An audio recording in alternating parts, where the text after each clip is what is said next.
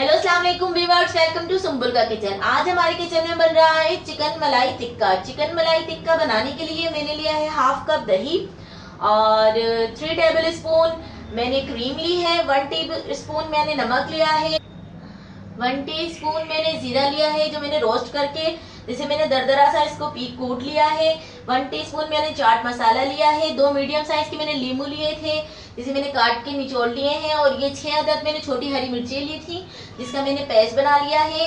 ये तकरीबन 1 table spoon मैंने व्हाइट पेपर लिया है और 1 टीस्पून मैंने काली मिर्चें ली थी जो बच्चे ने, मैंने अदरक लहसुन कूटा था, कूट के रखा ही था कि बच्चे ने इसके अंदर इस कटोरी से इसमें ऐड कर दी, तो इस वजह से मैं इसको अलग अलग नहीं दिखा पाई आपको, लेकिन कोई मसला नहीं होता। अगर ऐसा हो जाए तो आप ऐसे भी डाल सकते हैं, कोई मसला नहीं है। चलिए अब मैं आपको इसका मसाला मैरिनेट करके दिखा।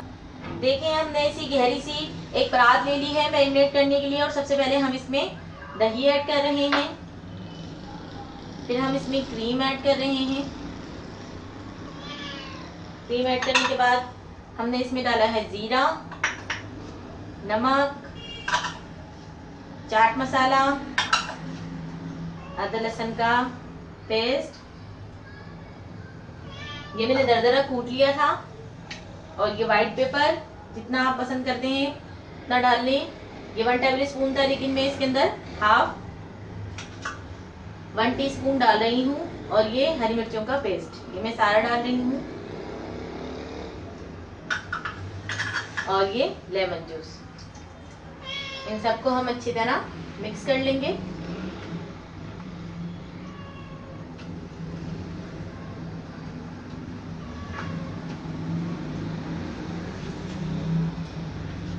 इसको अच्छी तरह मिक्स करने के बाद मैं आपको दिखा रही हूँ कि किस तरह मैंने इसके अंदर गहरे गहरे कट लगा लिए हैं इस टिक्के के अंदर। और ये सारा मसाला मिक्स करने के बाद मैं इसके अंदर इस मसाले को अच्छी तरह लगा दूंगी।